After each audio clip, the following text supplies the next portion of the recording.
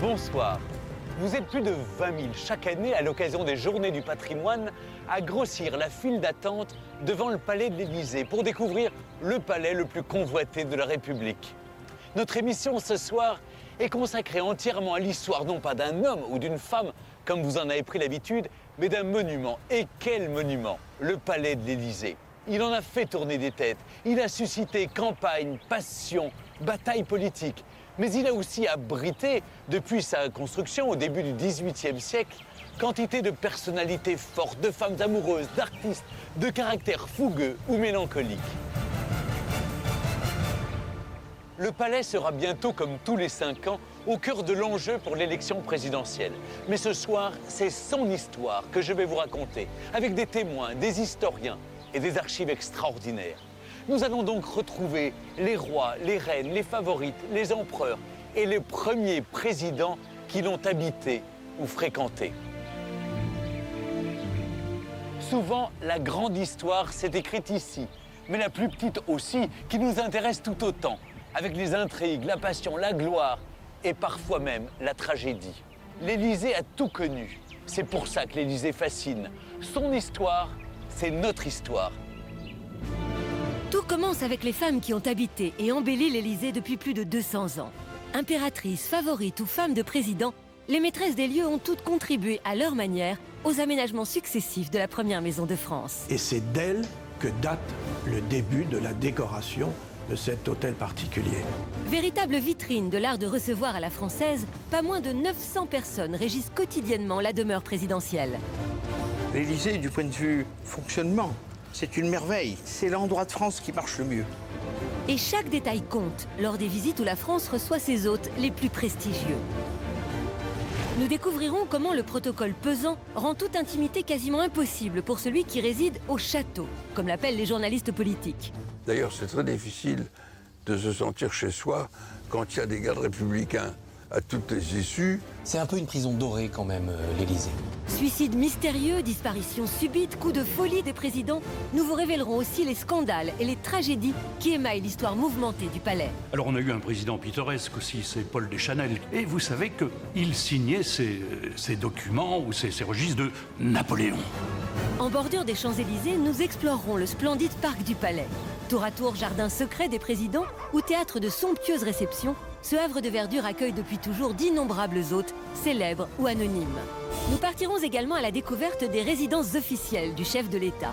Et nous verrons comment la garde républicaine escorte et protège le président de la République avec honneur et panache. Quand on est à l'Élysée, c'est comme quand on allait voir Louis XIV à Versailles. On est quand même au cœur du pouvoir.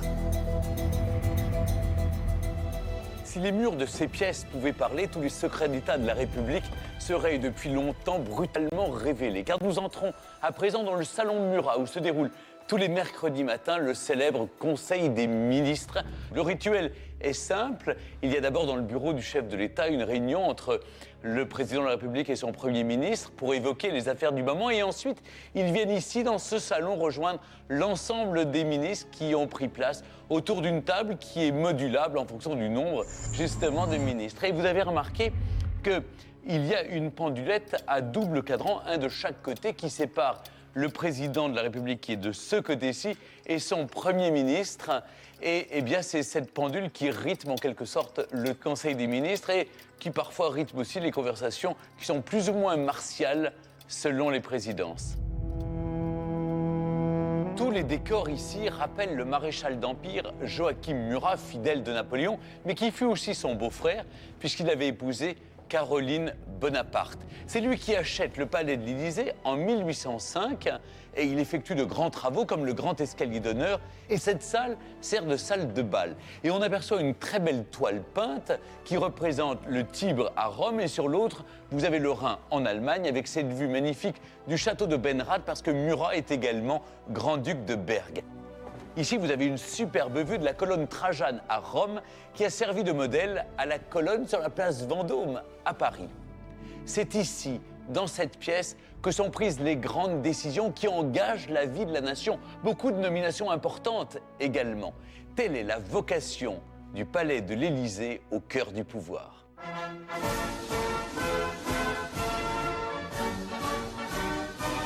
C'est au milieu du luxuriant 8e arrondissement de Paris, derrière le porche du 55 rue du Faubourg Saint-Honoré, que réside le premier des Français, le garant de nos institutions, le président de la République. Le bruit du gravier dans la cour qui crisse sous les pas, qui résonne contre les murs, qui crisse sous les roues des voitures qui déposent des visiteurs, ça c'est le bruit du pouvoir, c'est le bruit de l'ambition.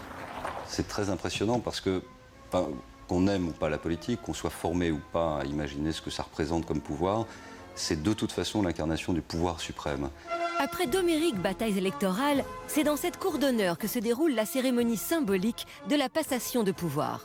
Le 20 juin 1969, Georges Pompidou est accueilli sur le perron de l'Élysée par le président du Sénat, Alain Poher, son adversaire malheureux lors des élections qui ont suivi la démission du général de Gaulle. En 1974, Valéry Giscard d'Estaing fait une entrée remarquée. Il arrive à pied au sommet de l'État. La gauche accède solennellement au pouvoir avec François Mitterrand en 1981. En 1995, Jacques Chirac concrétise un rêve de 30 ans. Quant à Nicolas Sarkozy, il se rase, probablement avec une émotion particulière, le matin du 16 mai 2007. Le pouvoir n'est pas à l'Élysée. Le pouvoir, il est dans la fonction de président de la République.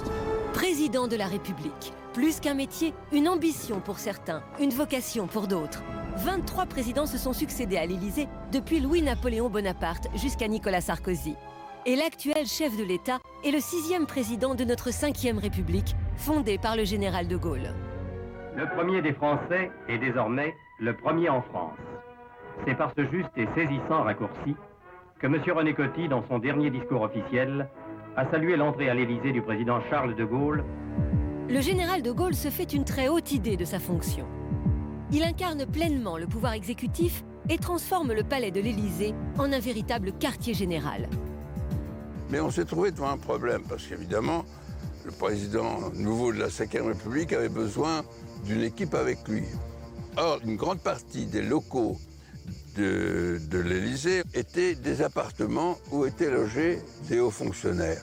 Donc il a fallu, c'était une obligation, que nous demandions à ces personnalités de bien vouloir quitter les appartements qu'ils occupaient. Ce nouveau président tout-puissant suscite à l'époque quelques inquiétudes. Est-ce que j'ai jamais attenté aux libertés publiques fondamentales? Je les ai rétablies.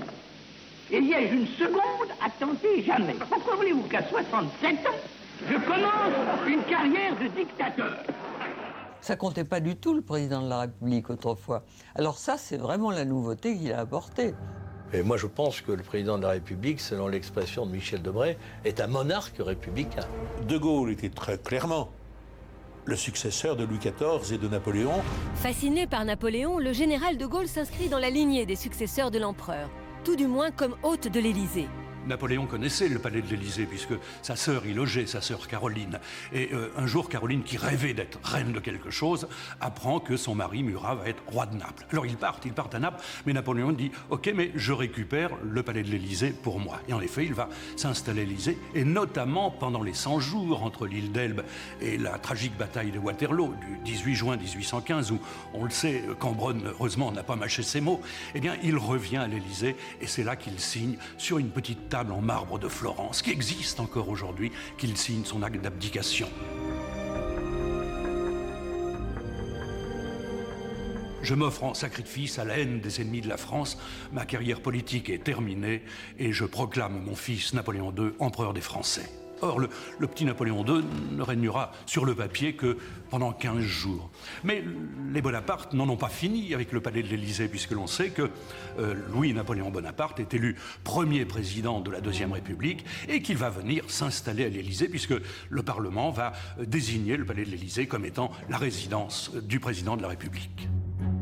L'année 1851 s'achève.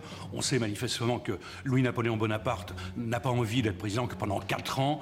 Il prépare un coup d'État. Et le dossier va être étudié et signé au palais de l'Élysée, naturellement. Devenu l'empereur Napoléon III, il part s'installer aux Tuileries, symbole de la monarchie. En 1871, la chute du Second Empire propulse Adolphe Thiers président de la Troisième République. Soumises au régime parlementariste qui abrite le pouvoir à l'Assemblée nationale, les fragiles 3e et 4e Républiques voient défiler des présidents privés de toute souveraineté. De la ronde de ces présidents fantômes, les chansonniers se moquent. Dans les années 30, on peut entendre dans les rues de Paris, lors de la succession entre Gaston Doumergue et Paul Doumer, Nous avions M. Doumergue, nous avons M. Doumer. Ah, Mergue, le prochain coup, si on nous en enlève un petit bout, nous aurons M. Doux. Et après, nous n'aurons plus rien du tout. Le 13 mai 1958, les événements d'Alger vont arracher De Gaulle à sa retraite. Exsangue, la 4e République se meurt. Dans un dernier souffle, René Coty fait appel aux libérateurs de la France pour résoudre la question algérienne. Avec l'arrivée du général, l'Élysée devient l'endroit stratégique où se déroulent les scènes majeures de l'histoire politique française. Dans le secret le plus absolu, il reçoit dans son bureau les membres du FLN pour négocier une issue au conflit. Dès que les combats auront cessé, je pourrai vous serrer la main. Ce soir, je ne le fais pas, mais je vous salue. Et lors des manifestations estudiantines de mai 68 qui paralysent la France et tentent de faire vaciller le pouvoir en place, le général est aux abois. Il y avait toujours les émeutes au quartier latin. Je ne sais pas si les bruits arrivaient jusqu'à l'Élysée, mais ça l'inquiétait beaucoup, il ne dormait plus. On se demandait ce qu'il faudrait faire si, par exemple, les manifestants allaient jusqu'à l'Élysée, n'est-ce pas? Et on avait étudié la possibilité, par exemple, pour un hélicoptère de se poser dans les jardins. On s'est dit, mais il y a un autre moyen, ce sont les égouts. Par les égouts, on peut sortir de l'Élysée. Mais qui allait oser demander au général de sortir par les égouts de l'Élysée? Et le général s'est dit, un palais vide ne se prend pas, la République se trouvera où je me trouverai partout en France. Le général agit alors en véritable stratège. Il quitte l'Élysée le 29 mai et disparaît sans dire à personne, ni même à son Premier ministre, où il se rend. Le temps d'une visite au général Massu en Allemagne, l'Élysée est un palais abandonné. Le pouvoir suprême s'est volatilisé. Sa disparition fait l'effet d'une bombe. La France est sous le choc. De retour le jour même à Paris, il prononce un discours depuis son bureau. Il choisit la radio pour s'exprimer, comme il l'avait fait un certain 18 juin. Dans les circonstances présentes, je ne me retirerai pas. Je ne changerai pas le Premier ministre. La République n'appliquera pas. Paris risqué, mais Paris gagné. Une foule composée de plusieurs milliers de personnes déferle sur les Champs-Élysées pour clamer son soutien au général. Et le général a pu entendre la foule qui remontait dans les Champs-Élysées. Et là, mon camarade Talon lui a dit, mon général, c'est pour vous cela.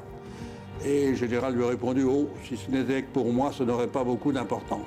À l'Élysée, le président est un homme seul face aux Français. La fameuse solitude du pouvoir s'avère parfois difficile à supporter pour celui qui veille sur la nation. La décision se prend seule, finalement. On porte seul le poids de la décision et c'est ça qui vous imprime en vous-même profondément le sentiment de solitude.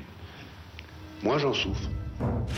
Une solitude qui peut surgir à tout moment. En 1986, les législatives sont remportées par la droite. Phénomène inédit sous la Ve République, le président François Mitterrand est contraint de nommer un Premier ministre de droite, Jacques Chirac. La France assiste alors au Conseil des ministres de la première cohabitation. C'était lugubre, lugubre. Mitterrand était cerné par tous ses opposants.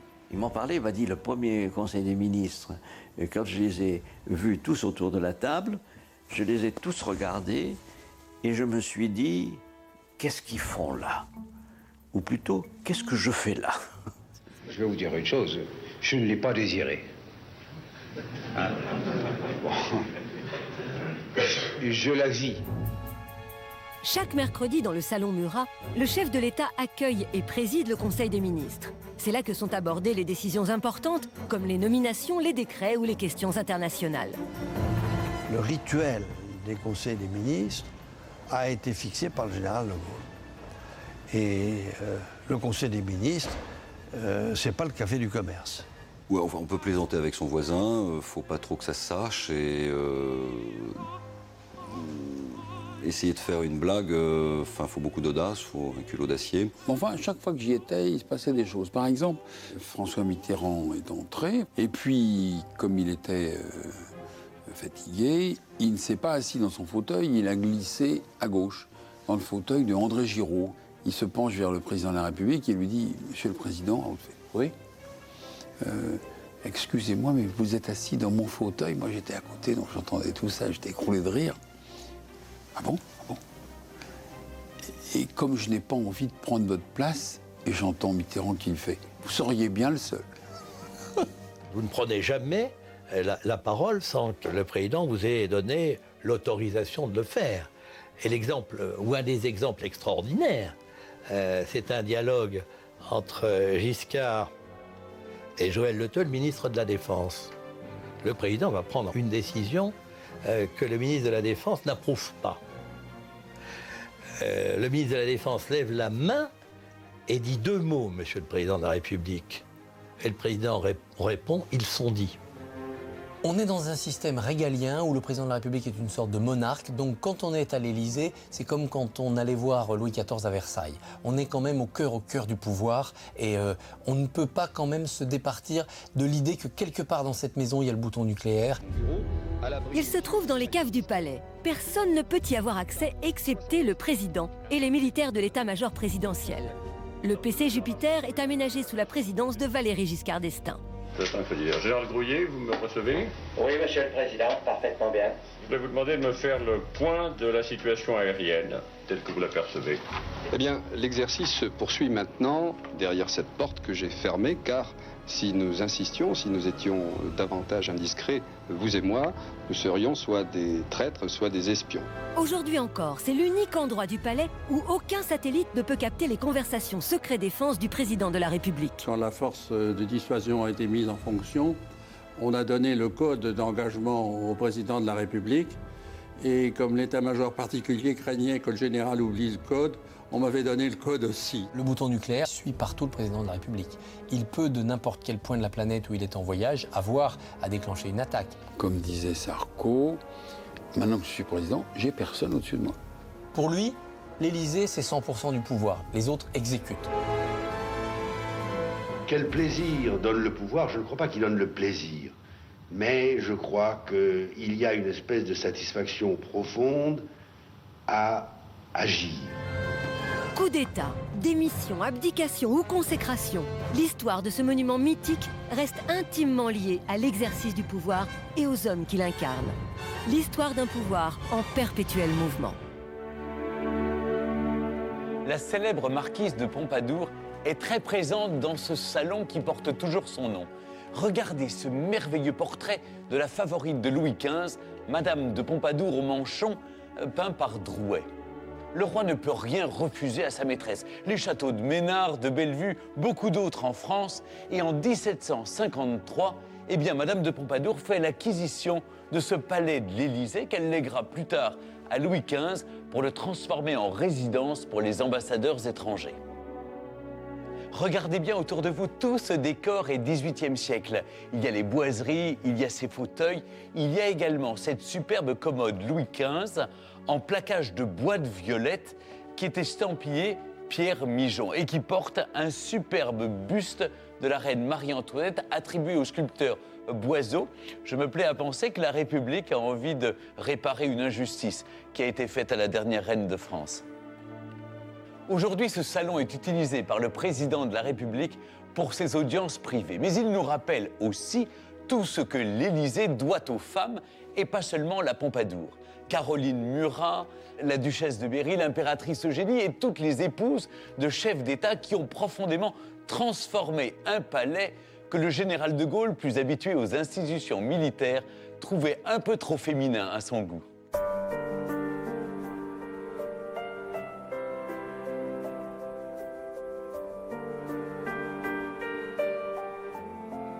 Si chaque président a laissé sa marque dans l'histoire de l'Élysée, les premières dames ont façonné ses différents visages, à tel point que l'on pourrait parler d'un palais des dames. Cette tradition commence bien avant la République. Et si l'Élysée existe, c'est grâce à Anne-Marie, l'épouse du comte d'Évreux. Le comte d'Évreux, qui fait construire le palais de l'Élysée en 1718 par l'architecte Mollet, est un aristocrate avare et taciturne. Et il va se mésallier pour pouvoir financer les travaux de sa résidence avec la fille d'un richissime financier, Anne-Marie Crozat. Mais dès qu'il a eu réglé son château, il a congédié cette jeune femme, qu'il n'a jamais touchée d'ailleurs, parce que c'était une roturière, mais qu'il trouvait simplement belle vue de dot. Avec la Pompadour, 33 ans après, les femmes prennent leur revanche. Comme elles n'aiment guère l'hôtel d'Évreux tel qu'il est, elle décide de tout refaire à sa manière, c'est-à-dire sans regarder à la dépense. Et c'est d'elle que date le début de la décoration de cet hôtel particulier. Les empreintes qu'elle y aura laissées, ce sont beaucoup d'acquisitions, 18e, avec beaucoup de boiseries, de peintures, de tapisseries, qui sont à l'époque les plus belles, et elle fait travailler les plus beaux artistes du moment, et donc on y trouve encore le chiffre de Louis XV qu'elle voulait accueillir, naturellement. Elle a fait mettre sur certaines boiseries un couple de colombes, c'était son emblème, et dans toutes les maisons où elle passait, elle faisait représenter ces colombes. La tapisserie qui orne aujourd'hui le mur nord du salon Pompadour indique l'emplacement du lit de la marquise, disposé entre deux colonnes face au parc. Avec le passage de Bathilde d'Orléans, l'hôtel d'Évreux est rebaptisé Palais de l'Élysée, en raison de la venue toute proche des Champs-Élysées. Après la Révolution, Joachim et Caroline Murat s'y installent. Ne vous fiez pas à ce portrait. Ce visage de petit ange dissimule chez Caroline une femme redoutable, à l'ambition démesurée. Elle veut et elle aura un palais princier, à la mesure de son rang. Les Murat n'y sont restés que très peu de temps, 3 à 4 années, mais pendant ces 3 à 4 années, ils ont beaucoup travaillé et notamment, ils ont créé l'escalier d'honneur au centre de ce palais, dont les palmes bronzées sont toujours là aujourd'hui. L'Élysée, dont les murs tremblent parfois des disputes de Caroline avec son époux Joachim ou son amant Junot, vit alors au rythme des soirées somptueuses. Parfois l'empereur et les membres de la cour impériale. On dit même que dans ces murs, Caroline joue les entremetteuses au profit de son empereur de frères. C'est chez elle que Napoléon va rencontrer Madame Desnuelles de la Plaigne, qui va lui faire le premier héritier connu. Napoléon, jusqu'alors, croyait qu'il était stérile. Et puis il a un enfant de Madame Desnuelles de la Plaigne, qui va lui dire d'ailleurs, « Vous avez vu comme il vous ressemble ?» Eh oui, dit Napoléon, « On va l'appeler Napoléon. » Non, Léon suffira. C'est au palais de l'Élysée, bien qu'installé aux Tuileries, que l'empereur Napoléon III rencontre Eugénie de Montijo au cours d'un dîner. Après 2 ans de cours assidus, quand l'empereur demande à Eugénie quel est le meilleur chemin pour son lit, la prude espagnole lui répond « par la chapelle ». Napoléon III s'exécute, Eugénie passe alors les quelques jours précédant les noces impériales à l'Élysée. Vous avez une salle de bain. Cette salle de bain, c'était la salle de bain de l'impératrice Eugénie, et donc avec des décorations florales, des verres, des velours, des parquets qui sont de l'époque.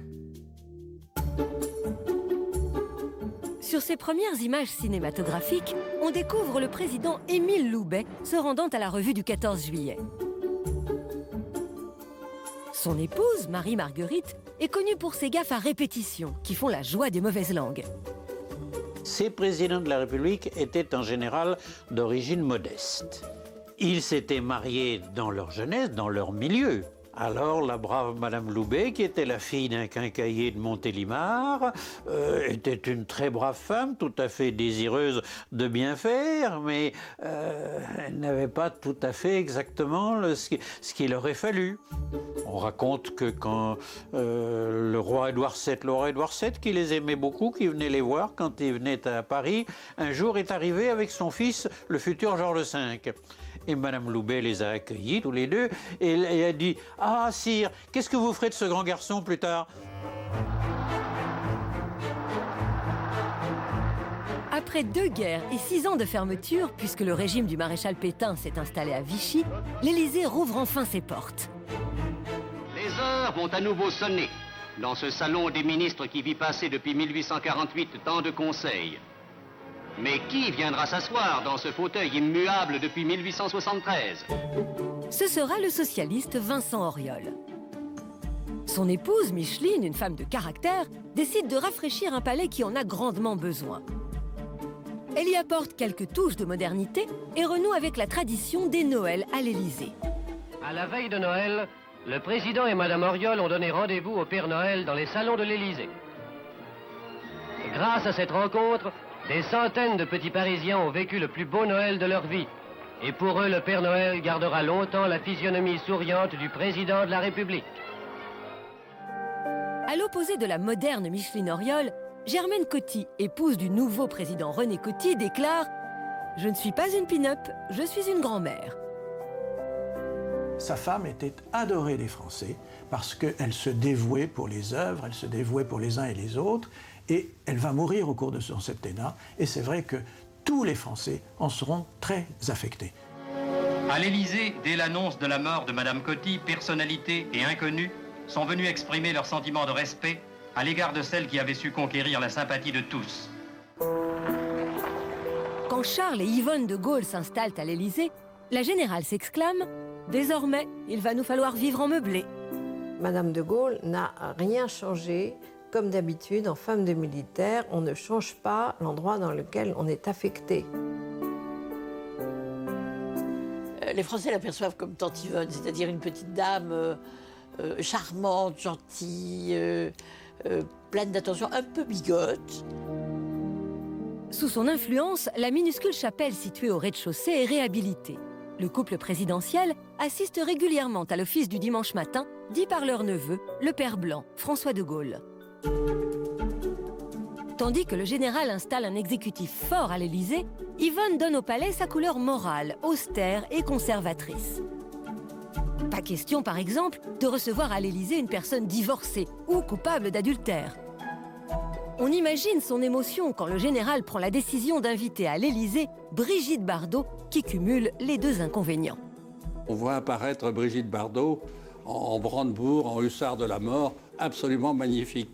Alors le général a donné un petit coup de la Malraux et lui a dit « chic à militaire ». Il l'a conduite au bar, il l'a servi à boire, il était véritablement sous son charme. J'ai toujours dit que le général était très sensible à la beauté féminine. Ma mère n'avait pas de raison d'être jalouse qu'à m'épouse. Elle aurait pu l'être, puisqu'elle était très attachée à mon père. Je pense que s'il y avait eu des rivales, elle aurait été jalouse. Et disait-elle à juste titre, de toute façon, il n'a pas le temps. Elle ne savait pas s'habiller, elle s'en fichait complètement. Elle s'habillait comme les dames bourgeoises de l'époque, si vous voulez. Souvent en noir, souvent avec des couleurs ternes. Il ne fallait pas qu'on la remarque. Et puis elle avait des chapeaux. Ah, les chapeaux de Tante Yvonne, c'est quelque chose. Hein. C'est pire que ceux de la reine d'Angleterre. Visiblement, elle n'aimait pas être là. Je crois qu'elle n'aimait pas être la première dame de France. Changement de style avec ces images étonnantes pour l'époque qui nous montrent Claude et Georges Pompidou dans leur maison de campagne à Cajarc, dans le Lot. Mieux que tout, il exprime le vent neuf qui souffle sur l'Élysée avec la présidence Pompidou. Quelqu'un, il va le pousser. Non, écoute, qu'est-ce que ça peut te faire d'être là ou de là? Mais je veux voir le fond. Non, écoute, tu le verras, non pas avec moi alors, un autre jour. Écoute alors. Plus simple, plus proche des gens, les Pompidou veulent aussi épouser la culture et la mode de leur temps. Les goûts de Claude Pompidou la portent vers l'avant-garde, dans le domaine de la musique ou des arts plastiques. Elle arrive à l'Élysée, c'est une dame qui est rompue à Paris, qui est rompue au in de Paris, si vous voulez. Et elle va à l'Élysée le transformer complètement et en faire un des palais qu'il faut fréquenter, en tout cas une des grandes maisons qu'il faut fréquenter.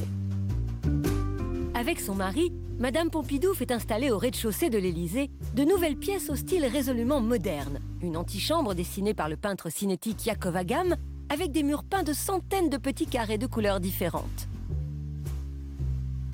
Elle débouche sur un salon design conçu par Pierre Paulin, décoré de toiles de Kupka ou de Vasarely. Les appartements privés de l'Élysée, où loge le couple présidentiel, n'échappent pas à cette volonté de bouleverser le décor. Il y a sans doute une part de malice et de provocation chez elle, à télescoper ainsi l'ancien et le nouveau. Je crois que c'est mieux d'avoir mis les deux petits Poliakov là, tu vois. En tout cas, on les voit beaucoup. C'est mieux en harmonie, je trouve, oui. Des biches. Voilà.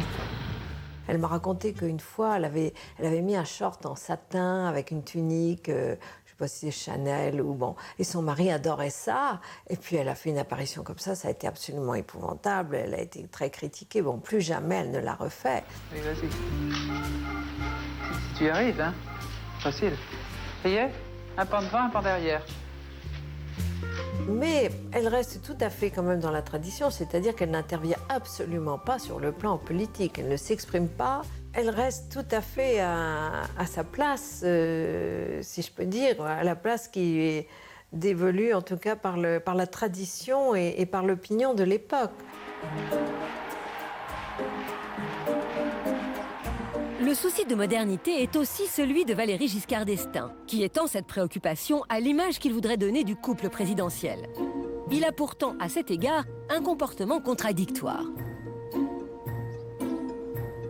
Alors, elle ne peut s'occuper absolument de rien, parce que Valéry Giscard d'Estaing s'occupe de tous les détails de l'ameublement, il fait venir un tableau d'Hubert Robert. En revanche, comme Valéry Giscard d'Estaing veut incarner la modernité, il a été très très frappé par le modèle Kennedy, donc il voudrait que sa femme soit comme Jackie Kennedy, donc elle est la première qui va être associée par exemple aux vœux de fin d'année. Et je crois qu'Anémone veut aussi vous adresser ses vœux. À tous et à toutes, j'exprime mes vœux très chaleureux. C'est pas naturel du tout, elle n'a pas été préparée à ça, elle se sent épiée, observée. C'est une dame, une grande dame, qui sait aller vers les gens, qui sait écouter les gens, mais qui a beaucoup de réserve, qui a une très grande pudeur et au fond une très grande timidité.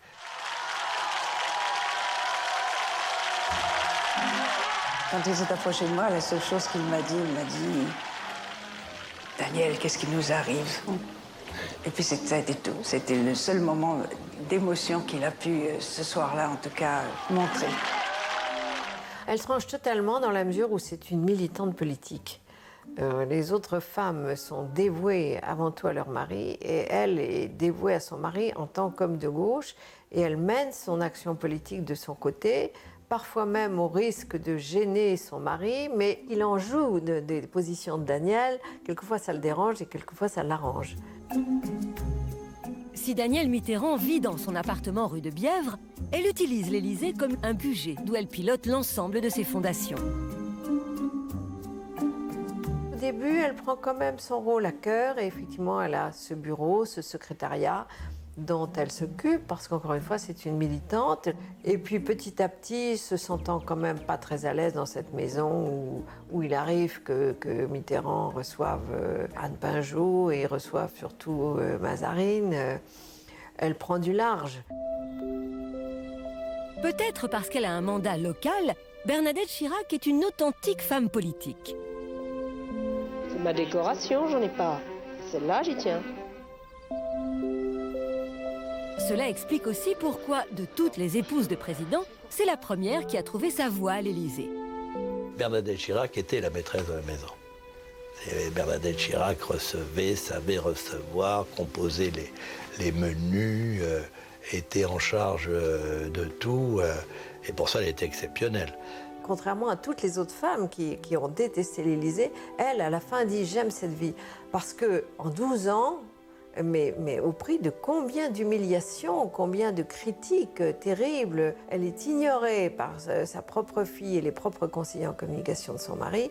Et c'est seulement à force de ténacité, en s'imposant, en devenant très populaire avec son opération Pièce jaune notamment, qu'elle s'impose et qu'à la fin, elle est heureuse dans cette maison. Et mon mari a aussi très besoin, je crois, de savoir que je suis là, même s'il ne me voit pas.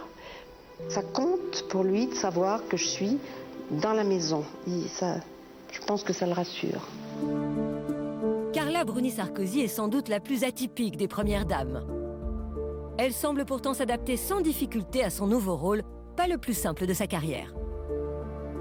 Elle a quelques siècles de noblesse italienne derrière elle. Ça ne s'invente pas, ça. Elle fait la révérence à la reine d'Angleterre comme personne ne pourrait le faire mieux qu'elle. Elle est à ce jour la première dame la plus photographiée de l'histoire du palais. Après celui de Gaston Doumergue en 1931, c'est la deuxième fois qu'un mariage est célébré à l'Élysée. Nicolas Sarkozy s'est marié à l'Élysée, dans le petit salon vert très triste attenant à son bureau, salle de réunion sans âme, parce qu'il avait peur des photographes. Il ne voulait pas retomber dans une polémique comme après les vacances en Égypte et en Jordanie, où les photos avaient fait scandale. Donc on s'est caché à l'Élysée et on a brouillé les pistes. toutes les rumeurs parisiennes couraient, c'est à la mairie du 15e, c'est à 11h du matin. Et non, ça s'est fait à 9 ou 10h du matin à l'Élysée. Et situation tout à fait inédite, c'est la première fois qu'un couple présidentiel donne naissance à un enfant en cours de mandat. Reste maintenant pour elle à chercher sa voie en trouvant le bon équilibre entre deux impératifs, être une bonne première dame de France et poursuivre une carrière qui lui tient à cœur. Elle va avoir beaucoup de mal parce qu'il faut à la fois garder cette image qui a plu aux Français de la femme effacée et en même temps de la femme moderne qui chante et qui mène sa vie. Il faut arriver à concilier les deux et c'est très difficile. Sagement, pour l'instant, elle frôle la politique sans la toucher de trop près. Avec sa sensibilité, pourtant, elle a réussi à jouer un rôle apaisant pour son époux. Et cela, c'est presque de la politique.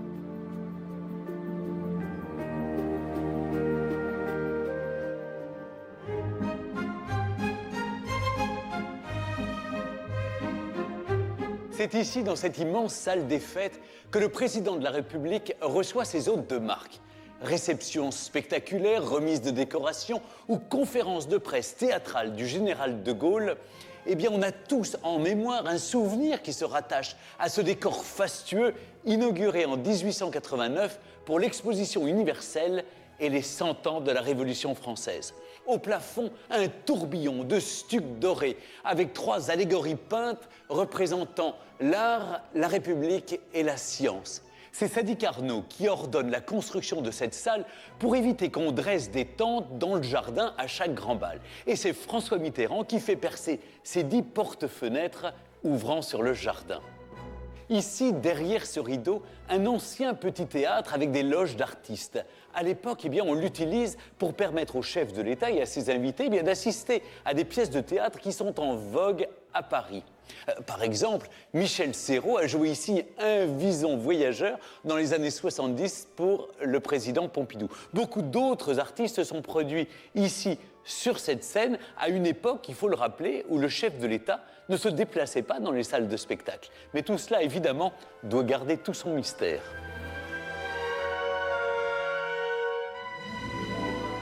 Enfin, dans le prolongement de cette salle des fêtes, le jardin d'hiver, construit sous Jules Grévy en 1879. Il y avait là, alors, une collection de plantes tropicales et quantité de treillage sur les murs. Quant à la verrière au-dessus de ma tête, elle est beaucoup plus récente. Elle a été voulue par le président François Mitterrand. Et cette grande tapisserie de la manufacture des Gobelins du XVIIe siècle, d'après une fresque de Raphaël pour le Vatican, est là pour nous rappeler que l'Élysée, c'est aussi la vitrine des arts décoratifs français et des artisans, horlogers, cuisiniers, lingères, quantité de métiers et de savoir-faire qui enchantent à chaque fois les invités français ou étrangers que la République veut honorer.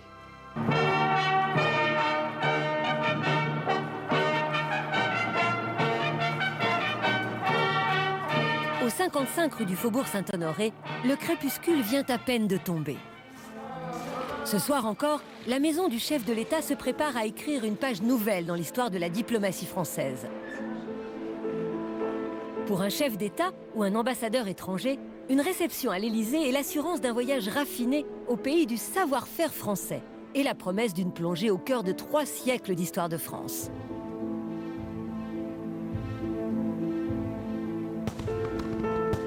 C'est impressionnant parce qu'on va chez le président de la République, on va au cœur du pouvoir et qu'on y est accueilli par des gardes républicains et par des huissiers. Les huissiers font partie des 400 militaires que compte l'Élysée. C'est ici que nous accueillons les visiteurs qui ont rendez-vous avec Monsieur le Président. Dans le vestibule, le visiteur est frappé par la blancheur du marbre de Carrare et cette sculpture monumentale. 200 drapeaux commandés par François Mitterrand au sculpteur Armand pour commémorer le bicentenaire de la Révolution française. Qu'il soit contemporain, Louis XV ou Empire, ici l'art est prédominant. Depuis sa création, les 11 000 mètres carrés de l'Élysée ont été décorés au gré de ses occupants. 300 pièces et salons, tous devenus bureaux sous la Ve République. Avant le général de Gaulle, l'Élysée était encore, semble-t-il, dans un état très Troisième République et donc un peu Napoléon III finalement. Donc le général de Gaulle a plutôt substitué l'Empire au style Second Empire, pour résumer. Ensuite, Georges Pompidou introduit donc cette modernité dans quelques pièces. Et donc ensuite, le président Giscard d'Estaing a plutôt introduit un style 18e. Parmi les meubles les plus précieux de l'Élysée, le bureau présidentiel. De style Régence en bois d'amarante, il a été réalisé par l'ébéniste et sculpteur Charles Crescent. Un bureau installé par Charles de Gaulle dans le Salon Doré, au premier étage, et utilisé par tous ses successeurs, sauf un, François Mitterrand, qui a demandé au designer Pierre Paulin une table de travail plus moderne. Le président Mitterrand voulait conserver le décor de son bureau avec les tapisseries de la tenture de Don Quichotte, avec le tapis tissé sous Louis XIV d'après Lebrun. Paulin a dû s'adapter à un décor déjà en place. Les couleurs, notamment les bleus et les roses, ont été déterminées par les teintes du tapis de Savonnerie qui se trouve dans le bureau présidentiel. Si le président Sarkozy a repris la précieuse table de travail Louis XV, il a aussi choisi de se faire installer un bureau d'été plus contemporain au rez-de-chaussée du palais. Un lieu plus intime dans le salon des portraits, ouvert sur les jardins. Des décors chargés d'histoire.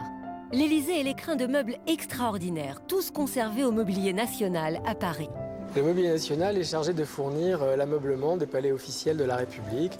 Donc ça consiste à meubler les résidences présidentielles, mais ça peut aussi s'exercer auprès de l'Assemblée nationale, du Sénat, ministères, les ambassades, enfin tous les lieux de réception de la République. Le Mobilier National, l'ancien garde-meuble de la Couronne créé par Jean-Baptiste Colbert, ministre du roi Louis XIV. Une collection de plus de 200 000 meubles et objets, dont certains très précieux, datant du XVIIe siècle à nos jours. Là, vous avez quelques aspects, évidemment, de cette réserve monumentale qui est divisée en 4 sections. Une section, donc, des bois dorés. Ici, vous avez toute une série de meubles Empire, des séries de bureaux 18e. Une malle au trésor, dans laquelle chaque nouveau président peut piocher pour aménager l'Élysée à son goût. Des joyaux de la République inventoriés tous les 5 ans par les agents du Mobilier National. On passe en revue tous les objets du Mobilier National, on regarde leur état, donc on fait des photographies, on fait un relevé des numéros, on regarde l'état de conservation. Si ça nécessite une restauration, donc il faut que ça rentre au Mobilier National, il faut qu'on fasse une opération soit de nettoyage, soit une petite restauration, ou ça peut se faire sur place quand il y a des urgences. Une équipe vient pour restaurer en urgence le meuble. Les meubles peuvent aussi être réparés ici, au sous-sol du palais. L'antre des tapissiers de l'Élysée. L'Élysée, du point de vue fonctionnement, c'est une merveille, quoi. Ça marche formidablement. Le travail n'est que bien fait, que bien fait. C'est la perfection absolue à tous les niveaux et dans tous les services. C'est vraiment, ils servent le chef de l'État. Et leur honneur, c'est de se défoncer pour lui. C'est l'endroit de France qui marche le mieux. L'Élysée, une mosaïque de métiers. Ici, plus de 900 personnes travaillent au fonctionnement de la première maison de France. L'Élysée est vraiment l'art de vivre à la française. Et on doit absolument préserver ce cadre parce que tous les visiteurs étrangers qui assistent à un dîner d'État, par exemple, sortent de là émerveillés parce qu'ils ont découvert des métiers qui n'existent plus dans le monde, comme celui des lingères, des argentiers, des maîtres d'hôtel exceptionnels. Autant de professions qui font de l'Élysée une vitrine de l'excellence française dans l'art de recevoir.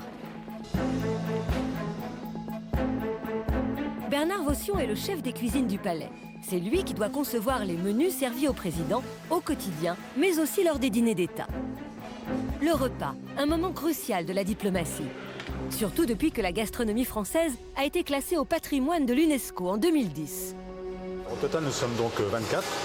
qui se décompose entre un sous-chef et après tous les chefs de parti, demi-chefs de parti, commis de cuisine, les 4 pâtissiers et le plongeur. Quand il y a un dîner d'État, par contre, on fait appel un petit peu à des gens extérieurs qui viennent juste pour l'opération. Les grands dîners ont lieu ici, dans la salle des fêtes. Une immense salle de bal richement décorée, inaugurée à l'occasion de l'exposition universelle en 1889. Un lieu où à chaque grande réception, les hommes et les femmes de l'Élysée poussent l'art de la table à son apogée. Le principal, c'est ces 2 assiettes. Là, c'est l'assiette de notre président, et là, c'est l'assiette du président russe. Et à partir de ces assiettes, c'est là qu'on va commencer à mettre la table. Ce soir, la France accueille la Russie. Autour de la table, 230 convives sont attendus. 50 cm entre chaque assiette. Super. Si on part sur 1 cm d'écart, arrive au bout de la table, ça fait un écart immense. C'est pour ça qu'il faut bien partir d'ici. Une préparation minutieuse dans un décor raffiné où les mets les plus fins seront servis dans une vaisselle luxueuse en porcelaine de Sèvres. Des pièces de grande valeur, dont certaines datent du 19e siècle. C'est par un sourire que le président des États-Unis a salué la France en descendant du Boeing 707, suivi de celle que le général de Gaulle allait appeler la gracieuse Madame Kennedy. Après un premier entretien de 32 minutes des 2 présidents, eut lieu à l'Élysée un déjeuner de 40 personnes autour d'une table décorée et dressée d'un service de Sèvres. Le général fera de l'Élysée un lieu de prestige pour y accueillir, naturellement, donc, on se rappelle à la fois de John Kennedy et de Jackie Kennedy et de beaucoup de très belles manifestations qui seront organisées dans ce cadre. Avec la visite à Paris des souverains iraniens, s'est déroulé à l'Élysée et dans tous les hauts lieux de la capitale le faste traditionnel des réceptions protocolaires auxquelles les Parisiens sont maintenant accoutumés. Le protocole veut, on sert à table, et quand le président pose ses couverts, on enlève les assiettes. Et le général mangeait comme un officier, assez vite, et il posait sa fourchette et son couteau. Et à ce moment-là, on dessert. Je n'ai jamais goûté un plat à l'Élysée du temps du général de Gaulle. Alors, en entrée, c'est du foie gras cuit. Aujourd'hui encore, le protocole de l'Élysée reste très strict. 20h, passage entrée du président, discours, je pense que vers 20h30, on fera le premier départ de l'entrée. Un dîner d'État dure 55 minutes, pas une de plus. Le choix des plats, des vins et le ballet des maîtres d'hôtel, tout doit être impeccable. Une cérémonie réglée au métronome dans laquelle Jacques Chirac et François Mitterrand ont réussi à imposer leur goût. Le président n'aimait pas les vins très chers, les vins très snobs, si on peut dire, mais il avait une cave qui était composée principalement de vins des provinces de France et il variait à sa table les vins de nos provinces. Alors, sous Jacques Chirac, pendant les dîners d'État, on respectait les grandes traditions de la cuisine française, bien sûr, ça passait avant tout. Dans le régime commun, quand il déjeunait à l'Élysée, lui, il avait droit à ses petits plats en sauce bien riches et bien gras. Et en plus, il buvait jamais de vin. Donc, on avait la meilleure cave du pays, sous-utilisée. On servait les grands crus classés les plus fabuleux. Et lui, il avait sa Corona, qui non seulement est de la bière, mais en plus est l'une des plus mauvaises bières qui soit. Ce soir à l'Élysée, si Nicolas Sarkozy ne boit pas d'alcool, honneur au président russe Dimitri Medvedev des plus grands crus de notre pays.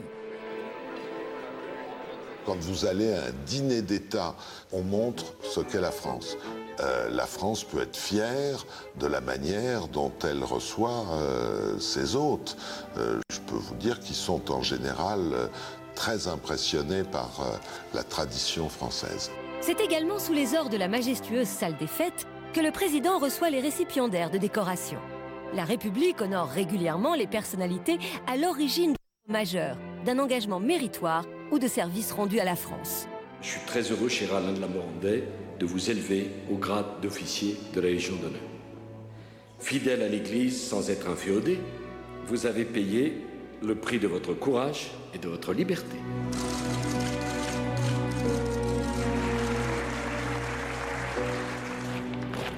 Au lieu de la tradition française, véritable vitrine de la France aux yeux du monde entier, l'Élysée est pourtant resté longtemps un lieu très mystérieux pour les Français.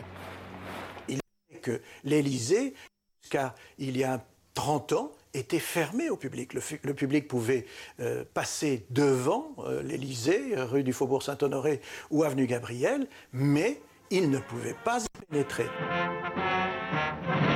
Il faut attendre le 14 juillet 1977 pour que s'ouvrent enfin les portes de l'Élysée. Une volonté du président Valéry Giscard d'Estaing, qui n'hésite pas à faire visiter lui-même le palais à un public ébahi. Depuis, le palais ne s'est jamais refermé.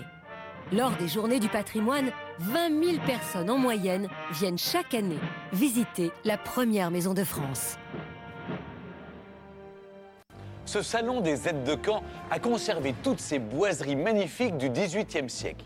Celles-ci ont été réalisées pour le premier propriétaire, le comte d'Évreux, en 1719. Et regardez, ce magnifique tapis de la Savonnerie qui provient, lui, de la salle du trône de Napoléon aux Tuileries. Et vous remarquerez qu'à la Restauration, on a remplacé le N impérial par la fleur de lys. Mais ce décor grandiose n'empêche pas une atmosphère de caserne que certains locataires de l'Élysée vont plus ou moins bien supporter. Chaque président va vivre ici différemment. Il y a évidemment ceux qui considèrent l'Élysée comme un bureau de travail ou un lieu de réception et qui préfèrent rentrer chez eux pour loger dans leur appartement parisien. Au contraire, vont tenter de mener à l'Élysée une vie de famille. Et le président Fallières dira même à son successeur « Je vous préviens, ici, c'est une prison ».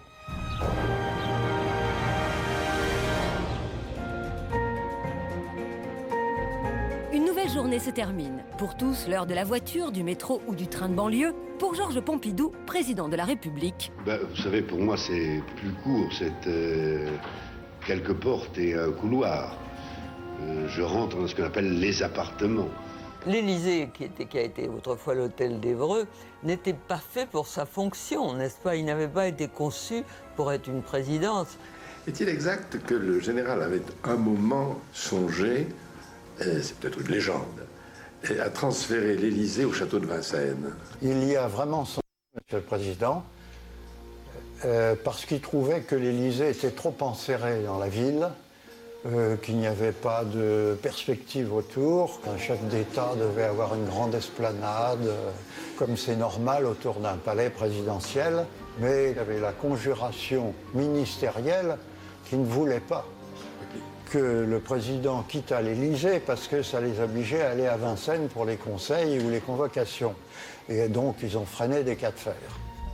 D'ailleurs, on voit bien que les présidents, au fur et à mesure qu'ils passent, sont toujours un petit peu agacés par ce côté non fonctionnel. Mais on ne peut pas changer, c'est un peu une prison dorée quand même, l'Élysée.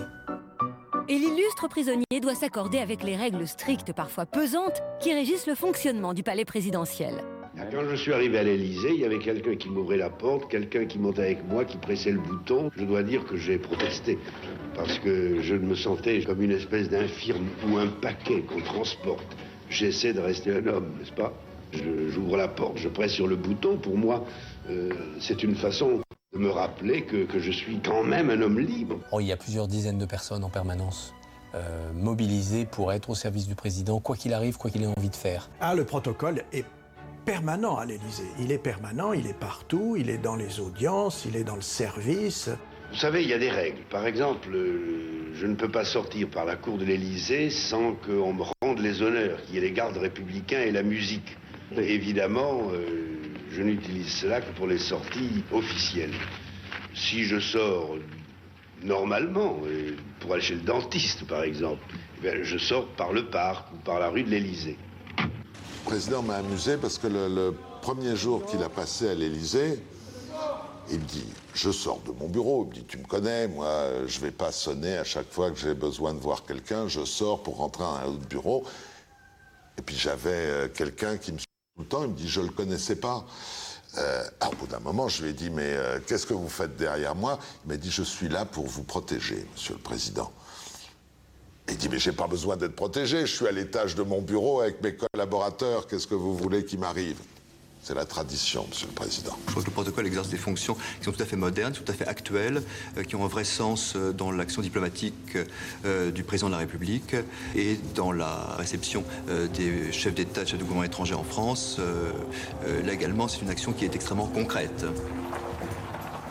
Dès qu'il y a chef d'État, il faut qu'il y ait protocole. Et bien sûr, ce protocole évolue suivant les époques. Conversation cordiale. Oubli du protocole par M. Paul Doumer, qui vient lui-même ramener son hôte jusqu'à l'entrée de la demeure présidentielle. Mais il y en a toujours un. Aujourd'hui encore, quand le président reçoit, que ce soit un groupe de journalistes ou n'importe quoi, on commence par les masser dans une salle, et puis après, il y a un huissier qui arrive et qui annonce « Monsieur le Président de la République ». Le protocole républicain est l'héritier du protocole monarchique. L'omniprésence du personnel élyséen et le protocole envahissant feront même dire à Yvonne de Gaulle qu'à l'Élysée, on souffre d'une introuvable intimité. Une vie de famille, vous savez, dans une maison comme celle-là, c'est pas possible. C'est très difficile de se sentir chez soi quand il y a des gardes républicains à toutes les issues. Il y a quelque chose là qui ne facilite pas l'intimité. Le général n'a jamais aimé l'Élysée, il s'est jamais vraiment senti chez lui. Et il s'en échappait, effectivement, quand il pouvait. Généralement, le rythme, c'était une fois tous les 15 jours. Il allait se ressourcer dans sa demeure à Colombey. Vous êtes allé à Colombey dans votre vie? Oh bah allez-y, vous verrez ce que c'est vraiment pas très drôle, Colombey. Il y a l'église, le cimetière, la maison du général, et puis quelques maisonnettes et un bistrot. Il recevait plus souvent à Colombey pour un déjeuner le samedi ou un déjeuner le dimanche, plutôt qu'à l'Élysée, où il y a toujours des oreilles qui traînent partout, enfin... Et on ne se sent pas chez soi. Le général était évidemment prisonnier de l'Élysée. Il n'était pas question pour lui, étant donné sa silhouette extrêmement connue, qu'il puisse se promener dans Paris. Situation atypique pour celui qui incarne la France libre. Quand il n'est pas à Colombey, le général prisonnier réunit ses enfants et petits-enfants à l'Élysée le temps de déjeuners dominicaux. On raconte une histoire qui est vraie. Je crois qu'un de ses petits-fils avait de mauvaises notes en classe. Et que pour l'impressionner, il l'a reçu dans son bureau. Au lieu de le faire passer par les appartements, les petits escaliers qui ont été aux appartements privés, il l'a convoqué dans son bureau de président de la République pour lui faire la leçon. Le général n'était pas du tout la même personne à l'Élysée. À l'Élysée, c'était le général de Gaulle, président de la République. À Colombey, c'était l'homme privé. Le général de Gaulle demeure extrêmement discret sur sa vie de famille et protège farouchement son intimité. En revanche, doté d'un exceptionnel talent d'orateur, il se donne volontiers en spectacle dans la salle des fêtes lors d'inénarrables conférences de presse. La question est la suivante, comment vous portez-vous? Je vais vous répondre tout de suite. Je ne vais pas mal, mais rassurez-vous, un jour, je ne manquerai pas de mourir. Mais le général ne meurt pas à l'Élysée. Quand il a quitté l'Élysée le vendredi avant le référendum négatif, il n'y avait rien à emporter. Il a emporté sa valise. Ses successeurs vont parer chacun à leur manière à ce fameux manque d'intimité. Lorsque Georges Pompidou s'installe à l'Élysée en 1970, il s'imprègne de la dimension sacrée du lieu. En somme, habiter l'Élysée, c'est devenir quelqu'un d'autre malgré tout. C'est devenir quelqu'un d'autre et c'est un peu entrer en religion, si je puis dire. Pour moi, les soirées, c'est soit dîner avec ma femme, quelquefois avec des amis, mais en gros, c'est des soirées, disons, intimes et libres, étant entendu d'ailleurs que, comme vous le voyez probablement, je rentre dans l'appartement avec une serviette bourrée de papier. Alors ça limite la liberté de la soirée. Vous avez pris des images à côté ou pas? Non, Monsieur le Président. Le plus jeune de nos présidents, Valéry Giscard d'Estaing, inaugure une nouvelle ère à l'Élysée. À son arrivée au palais, rue du Faubourg Saint-Honoré, il est frappé par l'odeur de pharmacie qui règne entre les murs qui ont vu s'éteindre Georges Pompidou. Comme une conjuration du drame qui vient d'ébranler la France, il décide d'installer son bureau dans une nouvelle pièce du palais. Et il a choisi de s'installer dans le bureau d'angle, là où ensuite d'autres présidents ont eu leur directeur de cabinet. Le style Giscard d'Estaing étonne. Le président de tous les Français invente la communication politique moderne. Il se met volontiers en scène et n'hésite pas à recevoir à l'Élysée les éboueurs de la rue du Faubourg Saint-Honoré autour d'un petit déjeuner improvisé. Il invite également les caméras de télévision à partager des instants d'intimité familiale dans la salle à manger privée. notre réaction, et la mienne en particulier, ça a été de dire je ne veux pas être, j'avais 16 ans, je ne veux pas être prisonnier de la vie officielle et donc me retrouver lié par le protocole, par le fait que vous avez des gardes républicains à l'entrée et à la sortie. Donc si vous sortez ou vous rentrez tard le soir, vous vous sentez évidemment un peu espionné dans votre vie d'adolescent ou d'étudiant. Vous manque-t-il quelque chose actuellement? Oui, la liberté. Une sacro-sainte liberté que François Mitterrand s'efforce 14 ans durant de préserver. Le plus mystérieux de nos présidents vit principalement en dehors de l'Élysée. Rue de Bièvre, chez lui, le président, en famille, comme chaque matin, avant de partir pour l'Élysée. Je vais marquer mère parce que mère, je vais mettre... Je pense qu'il n'était pas, il ne se sentait pas chez lui à l'Élysée. Il était tout le temps à l'extérieur, c'est-à-dire que le matin il arrivait à 8h, il rentrait au bureau, à midi il en partait, à 3h, à 2h30, 3h il en revenait et il quittait le bureau à 8h. On sait maintenant que ça n'est pas là qu'il vivait, ça n'est pas là qu'il couchait le soir, ça n'est pas là qu'il se levait le matin. Sa maison... les maisons des polygames, elles sont partout, ils sont leurs femmes. L'harmonie de ma vie personnelle me permet d'accomplir ma tâche. Après le déjeuner, il y avait un rituel, c'était la promenade, partir du restaurant et se promener une demi-heure, 3/4 d'heure, 1 heure. Alors souvent on lui disait, monsieur, on ne peut pas vous suivre. Oh, il disait, c'est pas grave, personne m'attaquera, laissez-moi tranquille. Et puis il se promenait dans Paris tranquillement. Puis l'après-midi, François Mitterrand passe de longues heures à son bureau. Avant de partir, il a réinstallé pour le président Chirac le bureau de Charles de Gaulle, le mobilier du bureau de Charles de Gaulle. Et donc le président Chirac a gardé ce décor, que le président Sarkozy aussi a gardé. Alors vous voyez, le bureau, c'est celui du général. Tous les meubles qui sont ici, le tapis naturellement, l'ensemble du mobilier, c'est celui du général. Jacques Chirac a nourri son attachement à ce palais par tout ce qu'il y a vécu quand il venait voir le président Pompidou, quand il y venait comme jeune ministre, avant même Pompidou, sous De Gaulle. Et donc il s'était construit une histoire lente avec l'Élysée.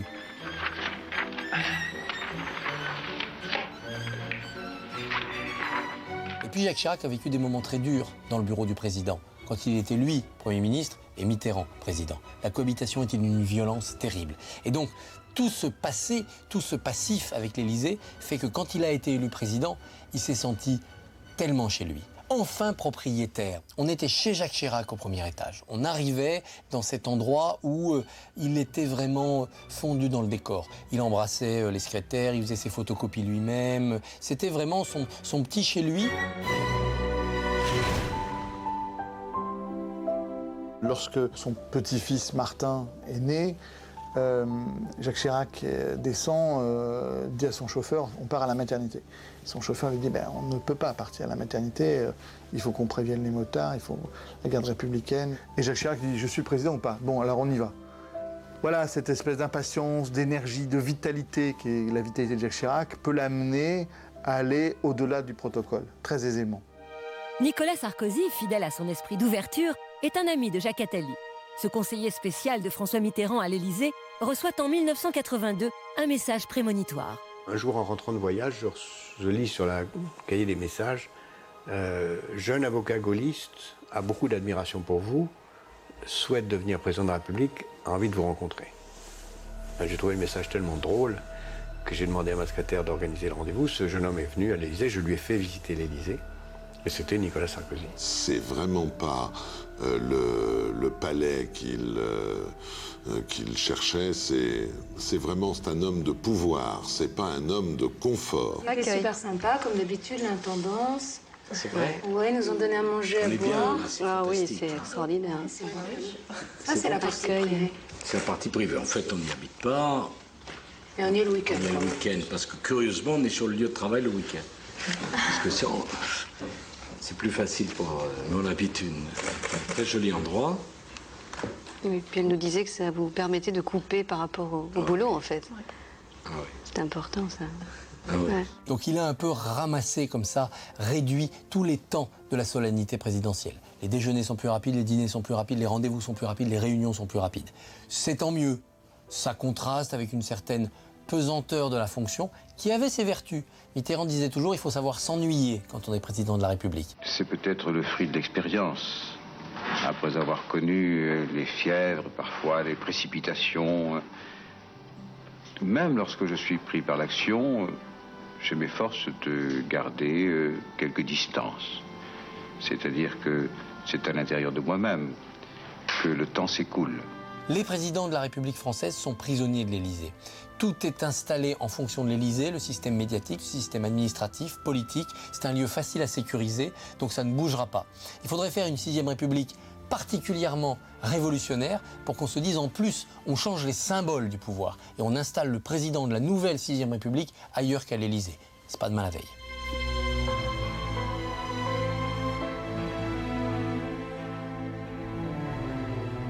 Il n'y a pas que des événements heureux dans ce palais qui va connaître tant d'épisodes mouvementés de notre histoire.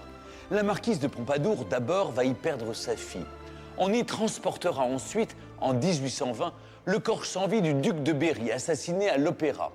Le président Félix Faure va perdre ici sa connaissance, Madeleine Stenel, et l'Élysée va vivre douloureusement l'assassinat de Sadi Carnot en 1894 et du président Paul Doumer en 1934, ainsi que la mort de Madame Renée Coty, l'épouse du dernier président de la 4e République.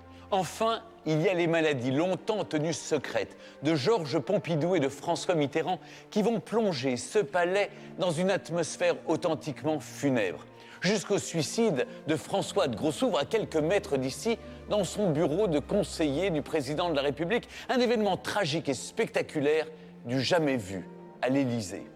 Pourtant ici, dans ce salon des ambassadeurs, où depuis MacMahon, le chef de l'État reçoit les lettres de créance des ambassadeurs nommés à Paris, cette pendule astronomique directoire représente Phaéton dans son char, foudroyé par Jupiter pour avoir voulu s'approcher de trop près du Soleil. Une allégorie qui reste à méditer.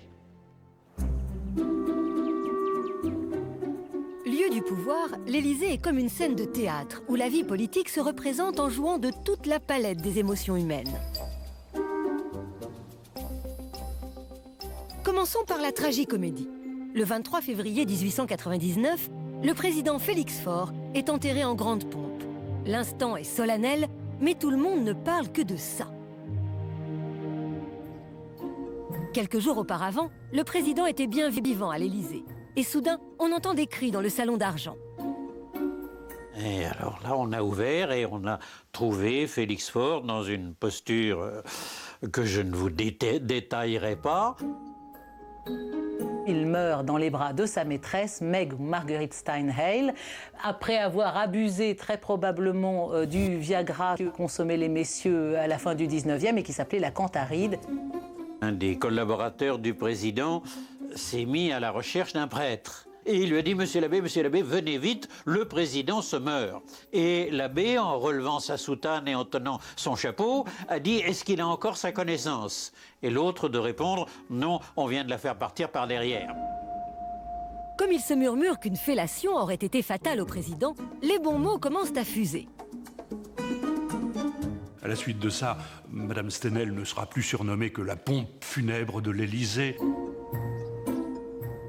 Clémenceau en particulier, qui a dit, je ne sais pas si on peut dire ça à vos téléspectateurs, il voulait être César, il n'a été que Pompée. Même s'il n'est pas le palais de tous les dangers, l'Élysée a déjà connu à cette époque son lot inévitable de tragédies et de scandales. La série noire commence en 1820, avec la mort brutale du duc de Berry, neveu du roi Louis XVIII. Le 13 février, il est assassiné à l'Opéra par un ouvrier républicain qui voulait, par son geste, éteindre la dynastie des Bourbons. On a ramené sa femme à l'Élysée, qui s'est précipitée dans les appartements de son mari en criant « Charles, Charles !» et en passant devant une grande Psyché. Elle a vu sa longue chevelure, elle l'a coupée pour qu'on la mette dans le cercueil de son mari. Je suis un honnête père de famille, ma seule passion c'est le jeu de billard. Un blond barbu, joli gaillard, une fois me demande la main de ma fille.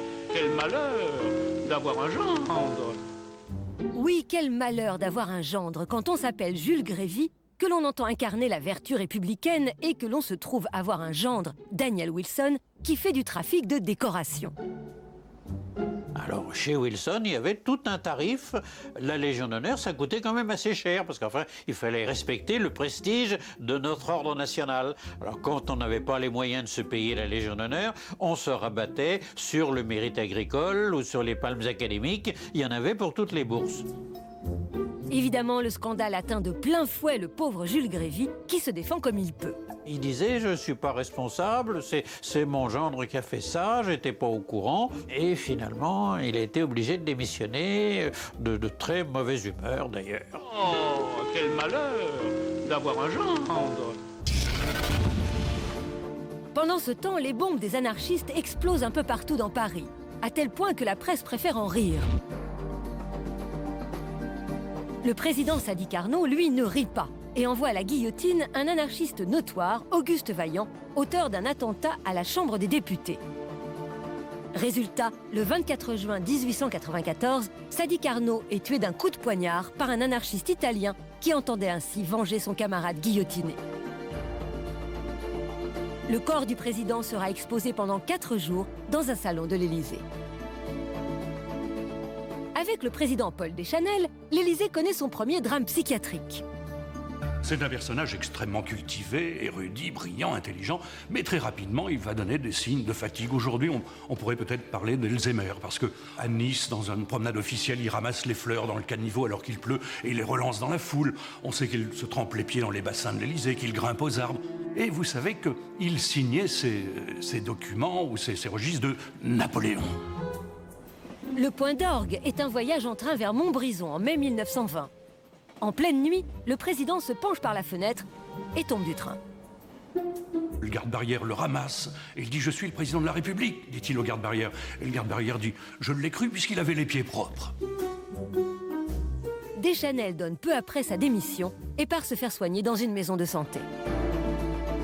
12 ans après, un nouveau drame frappe l'Élysée. Cette photo est historique. Dans quelques secondes, ce 7 mai 1932, le président Paul Doumer va mourir, tué à bout portant par un émigré russe. L'homme, un déséquilibré, n'a aucun mobile et ne sait pas comment expliquer son geste. On raconte qu'en mourant, le président prononça dans un soupir le nom de son épouse. Nous interrompons ce film. Le président de la République est mort. Un communiqué du secrétariat général de la présidence de la République vient de signaler que M. Georges Pompidou était décédé à 21h ce soir. Un mois avant sa mort, le président Pompidou accepte la présence de la télévision au cours d'un conseil des ministres, son dernier. La France entière découvre le visage déformé et souffrant du président, frappé par un cancer rare du sang et de la moelle osseuse. C'est, je crois, au cours de l'été 1972 qu'il a appris exactement ce qu'il avait, à savoir une maladie qui s'appelle la maladie de Waldenstrom, qui est une maladie du sang, et qui, curieusement, est une maladie qui touche, de manière générale, une personne sur 250 000, et qui, curieusement, a touché, en 10 ans, 4 chefs d'État, Pompidou, le Shah d'Iran, Boumedienne et Golda Meir. Je comprends très bien que, devant les difficultés, il faille faire un retour sur soi-même. Il n'en parlait jamais. Il n'admettait pas qu'on pût lui parler de sa maladie. Et donc, il vivait à l'Élysée, dans ses fonctions officielles, comme si il ignorait totalement le mal qu'il atteignait.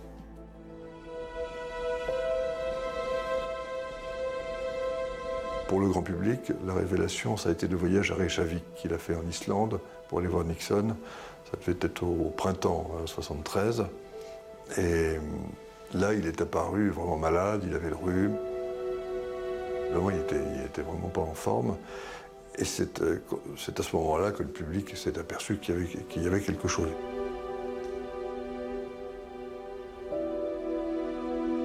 Je veux être enterré à Orvilliers.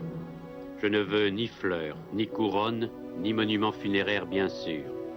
Une simple dalle de pierre de taille, avec mon nom et les dates de ma naissance et de ma mort. Sa mort est annoncée le 2 avril 1974. Même s'il se doutait de quelque chose, les Français sont stupéfaits et sincèrement émus. Une polémique se développe pourtant au sujet du secret qui entourait sa maladie. Était-il en mesure de gouverner? Fallait-il garder le silence? La classe politique estime qu'un président devra, à l'avenir, rendre compte de son état de santé. Si vous le voulez bien, ma première question ne sera ni politique, ni économique, ni sociale. Je vous la pose franchement, carrément.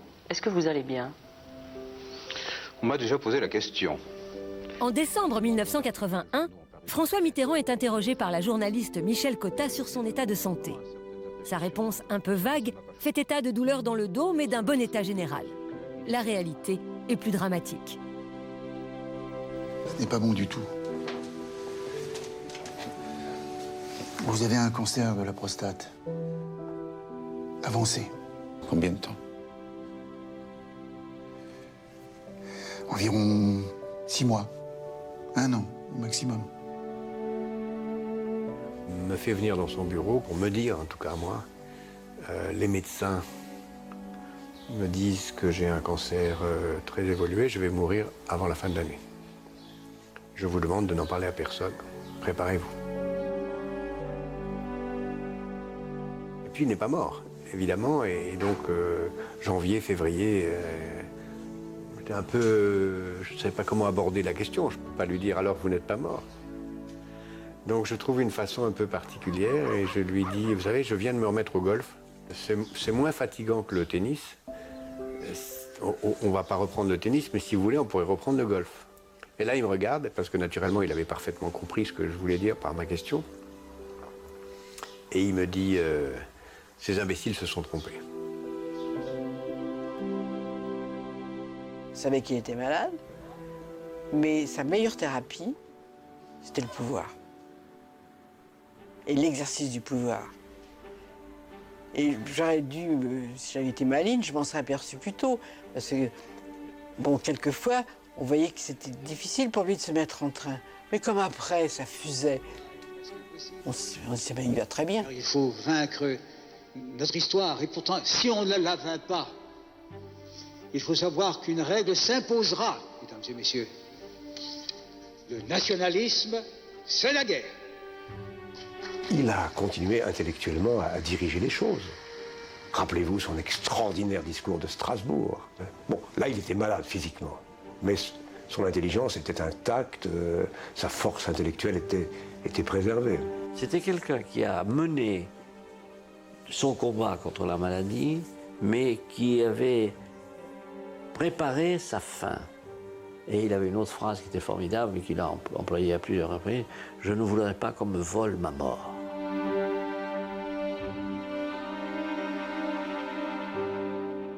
Toutes les explications du monde ne justifieront pas qu'on ait pu livrer aux chiens l'honneur d'un homme.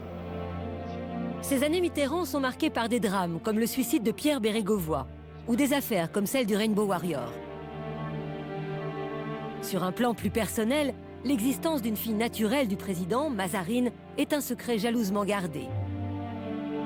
On savait qu'elle existait, cette gamine, mais on ne le savait pas. Il y avait des signes comme ça. Elle achetait des chaussettes, il fallait acheter un bouquin à toute allure, retrouver un livre sur le Japon. Bon, on savait bien que c'était pas pour lui. Bientôt, le secret Mazarine se complique quand il débouche sur l'affaire des écoutes de l'Élysée. Malheur aux journalistes qui tentent d'en toucher un mot au président. L'Élysée n'écoute rien. Le groupe antiterroriste. Il n'y a pas de système d'écoute ici. C'est une manière de manifester. Il n'y a pas de service d'écoute à l'Élysée. Et pourtant, entre 1983 et 1986, des centaines de conversations téléphoniques sont bien enregistrées par la cellule antiterroriste du commandant Proutot, dans le seul but de protéger des informations sensibles sur la vie privée du président, dont l'existence de sa fille et son état de santé. C'était en fonction de la menace, c'était à l'époque du terrorisme et des attentats terroristes, c'était en fonction de la menace qui pesait sur la France, mais également sur le président, ses proches, etc., que ces écoutes étaient effectuées. Il n'a jamais ordonné lui-même aucune écoute. Jamais. Et moi, je dois dire que j'ai été ministre chargé des douanes, il y avait des écoutes et ça ne m'a jamais empêché de dormir. Un suicide, c'est toujours un mystère d'autant moins éclairci dans ce cas que François de Grossouvre n'a pas laissé de lettre. Officiellement responsable du comité des chasses présidentielles, François de Grossouvre agit depuis longtemps dans l'ombre sur les dossiers sensibles, aussi bien en politique étrangère que dans la sphère intime du président. Il est notamment le parrain de Mazarine Pinjot. En 1985, il a abandonné ses fonctions, mais continue à travailler pour la présidence de manière informelle. Le 7 avril 1994, il est retrouvé mort d'une balle dans la tête dans son bureau. Quelques indices troublants font penser à un meurtre, mais l'enquête conclut au suicide. Après le suicide de François de Grossouvre, qui a éclaboussé de sang, littéralement, les murs de l'Élysée, la presse entière a cherché pendant des mois et des années, et maintenant, on n'a rien trouvé. On n'a rien trouvé d'autre comme explication que la déprime de Grossouvre et le désir qu'il a eu en partant de bien embêter le président. C'était un amour qui s'était voué, qui s'était transformé en rancune. Je pense que c'est un combat honorable à mener contre soi-même. François Mitterrand, lui, a rendu public son état de santé et aussi l'existence de Mazarine, comme s'il devait se mettre en accord avec lui-même et avec les Français avant de faire face à une mort qu'il sait proche. L'an prochain, ce sera mon successeur qui vous exprimera ses vœux. Là où je serai, je l'écouterai. Le cœur plein de reconnaissance pour le peuple français qui m'aura si longtemps confié son destin et plein d'espoir en vous. Je crois aux forces de l'esprit et je ne vous quitterai pas.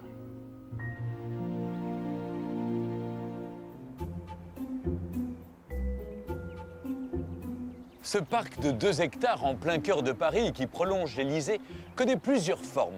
D'abord parterre de broderie à la française sous le comte d'Évreux et la Pompadour, puis jardin à l'anglaise au XIXe siècle. C'est aujourd'hui un magnifique écrin de camélias, rhododendrons et rosiers anciens mis à la disposition du chef de l'État pour qu'il puisse y trouver calme et discrétion.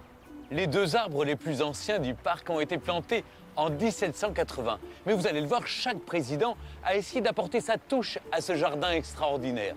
Ainsi, ce mouton qui a été créé par François-Xavier Lalanne, on le doit à Madame Pompidou.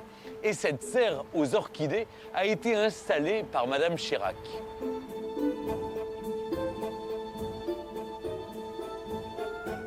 Le parc et ses jardins connaissent eux aussi d'incroyables événements.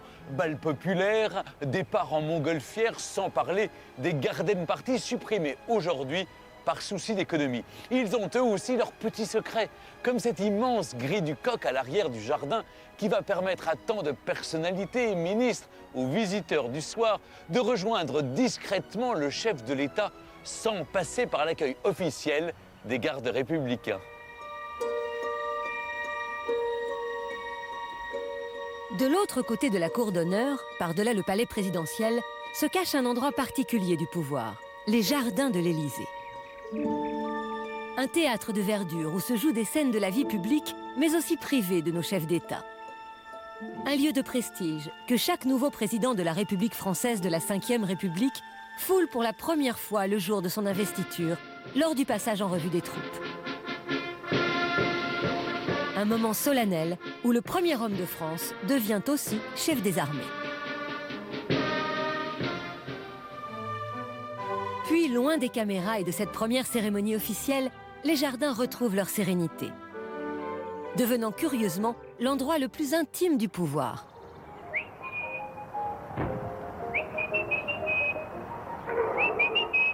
Des images témoins de moments privilégiés qui font du parc de l'Élysée un lieu où nos présidents dévoilent un peu de leur personnalité.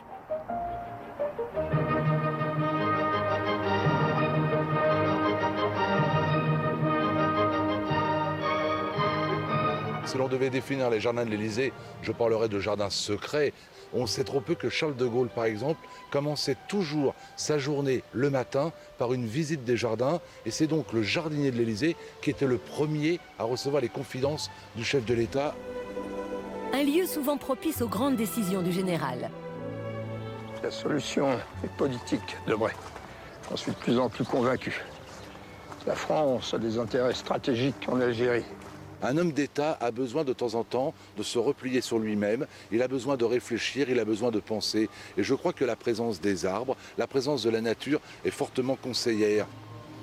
Et puis quand on a un président sportif, c'est aussi un lieu de défouloir où il peut, ma foi, laisser de temps en temps exprimer son dynamisme. Une nature accueillante et apaisante, peuplée d'arbres centenaires, mais aussi de fleurs, qui ont fait leur apparition à l'Élysée au XIXe siècle. Toutes ces plantes dites de terre de bruyère font vraiment leur apparition. Rhododendron, azalée, toutes ces plantes qui fleurissent tôt au printemps, qui illuminent la propriété dès les premiers rayons du soleil, eh bien, sont très à la mode. On installe quantité de massifs floraux. C'est vraiment l'époque où le parc devient fleuri. Un amour des fleurs qui a été partagé par quelques-uns de nos chefs d'État, comme Valéry Giscard d'Estaing. Vous connaissez un peu le jardinage? Non, je suis pas un expert en jardinage, mais ça m'intéresse beaucoup. Et une des plus belles choses qu'il y a ici, c'est le parc.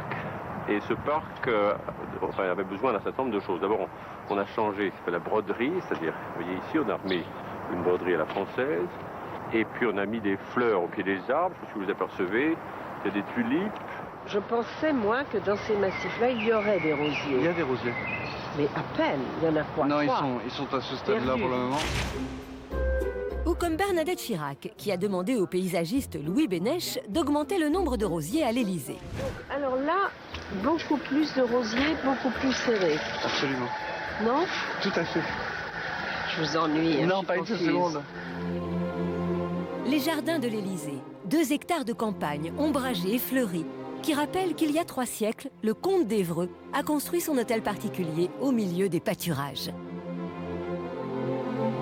Il a acheté un terrain qui s'appelait le terrain des Gourdes, qui ne voulait pas dire autre chose qu'un jardin où l'on cultivait des melons, des concombres. Et ce terrain se trouvait presque à la campagne. Ce n'était pas encore le faubourg Saint-Honoré, c'était le chemin du Roule qui était un chemin champêtre. Lorsque le comte d'Évreux choisit d'installer autour de son hôtel particulier des jardins, nous sommes en 1718, eh bien, il suit simplement la mode de l'époque, il installe des jardins à la française, des jardins réguliers, avec des petites perspectives, des symétries. Nous sommes dans le goût de l'époque. Le jardin, je vous rappelle, doit rappeler la puissance et surtout la fortune de son propriétaire. Aux jardins symétriques façon le nôtre, vont succéder les jardins à l'anglaise, plus fouillis, voulus par la favorite de Louis XV.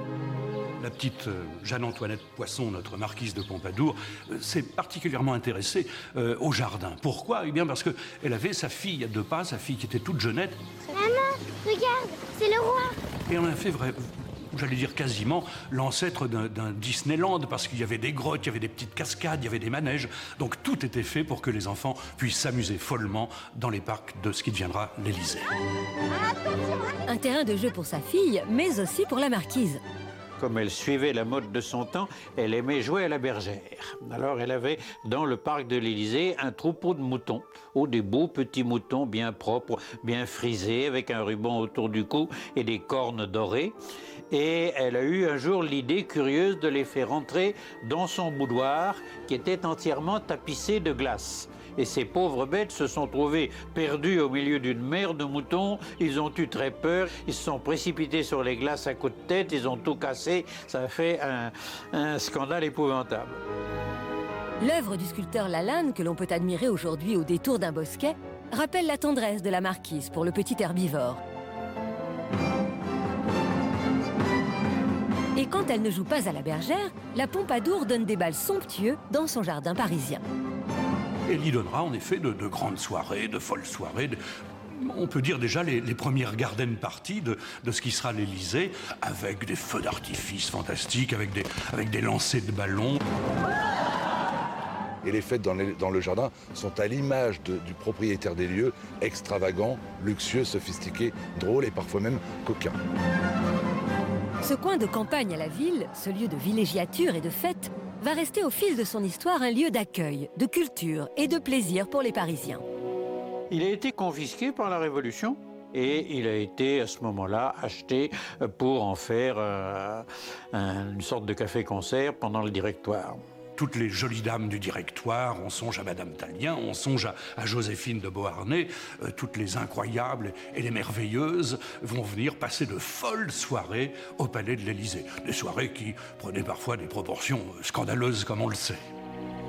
Il s'agissait quasiment d'un lupanar officiel.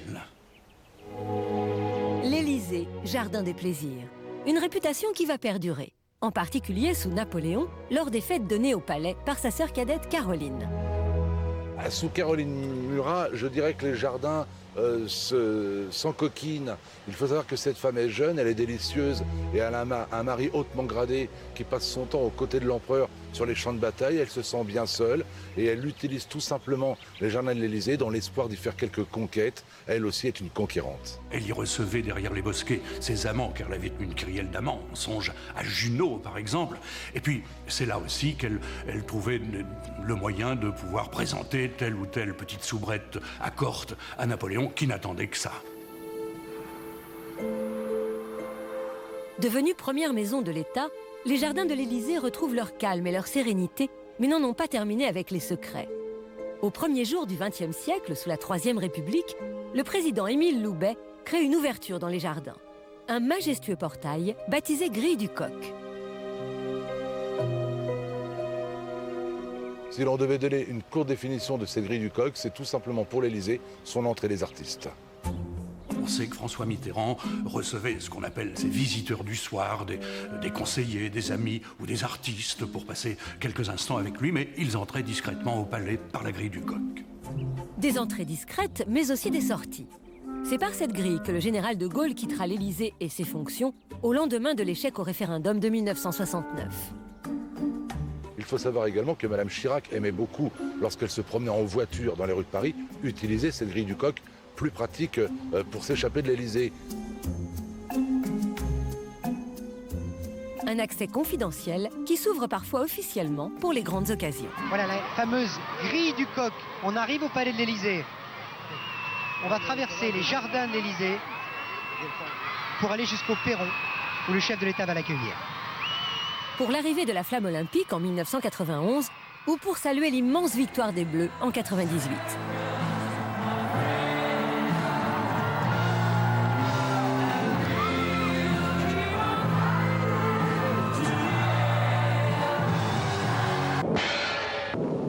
À l'Élysée, les grands chefs indigènes venus des régions les plus éloignées de l'Empire français sont les hôtes du président de la République et de Madame Albert Lebrun, qui en leur honneur donnent une garden party. Cette idée de créer une garden party remonte au président Sadi Carnot. Pourquoi? Parce que c'était une manière de vitrine de la République française. On y invitait les célébrités, les stars ou quelques étrangers qui aimaient à découvrir ces célébrités en question. Les garden parties, l'autre temps fort des jardins de l'Élysée. Traditionnellement, au 14 juillet, le parc historique du Palais reçoit. Sur la pelouse, une quinzaine de tentes abritent les buffets de différentes régions de France. La garden party est un moment important de mondanité. On fait plaisir à des amis, on honore des militaires et puis on en fait une opération de com. De com envers les régions qui ont toutes leurs buffets et de com envers les invités. 6000 hôtes de prestige, civils et militaires, du monde des arts ou de la politique, ont le privilège de découvrir les jardins. Faites attention qu'on monte plus à un restaurant ouvert le dimanche, c'est ce que je disais à Patrice. Comme on ne sait jamais où aller déjeuner les jours fériés, c'est pas très bien. Aujourd'hui, les jardins de l'Élysée n'accueillent plus les invités du 14 juillet. La grille du Coq s'est refermée sur le plus illustre havre de paix de la capitale et tous ses secrets.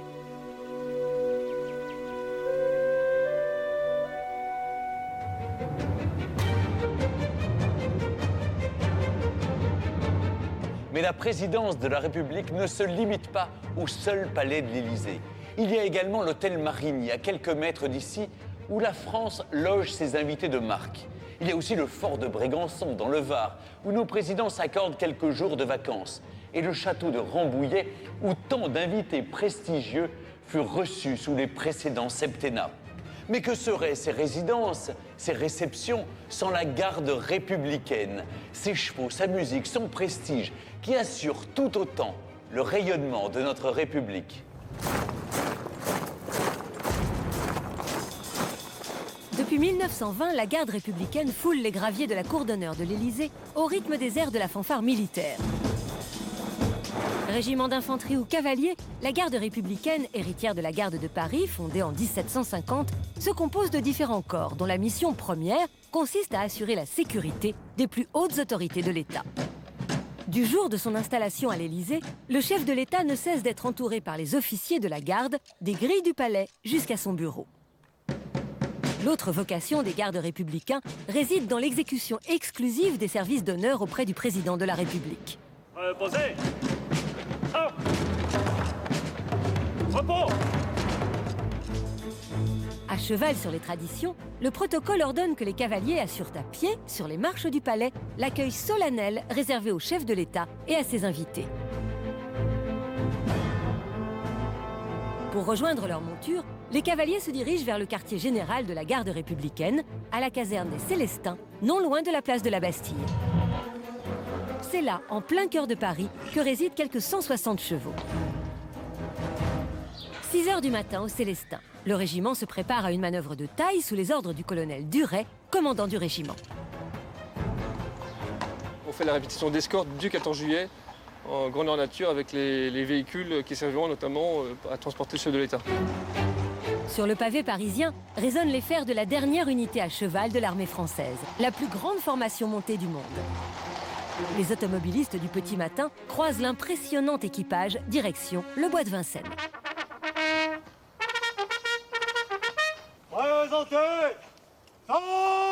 Alors il y a exactement donc 157 chevaux qui sont rassemblés ici avec leurs cavaliers, articulés de la façon suivante. Vous avez la fanfare qui ouvre l'escorte avec 38 chevaux, suivi du commandant de régiment, commandant de l'escorte que je suis, suivi de l'étendard, suivi de l'avant-garde avec 51 sabres, suivi de la voiture présidentielle.